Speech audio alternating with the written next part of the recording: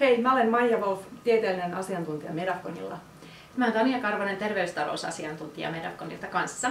Ja meidän EMMA-esityksen aiheena on Real World Evidence, RWE, lähteet nyt ja tulevaisuudessa. Biopankki- ja rekisteritutkimusten avulla voidaan tehokkaasti koota tosielämän tietoa sairauksista, kuten potilaiden terveydentilasta sairauden eri vaiheissa, käytetyistä hoitolinjoista ja saavutetuista hoitovasteista. Näitä tietoja voidaan edelleen yhdistää muihin tietoihin, kuten laajemmin terveyspalveluiden käyttöön.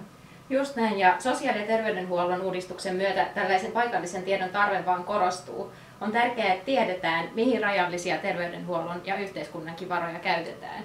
Ja tosiaan itse EMMA-esityksessä me sitten näytetään yleisölle esimerkin avulle, mistä tätä tosielämän dataa voidaan kerätä ja kuinka sitä voidaan hyödyntää.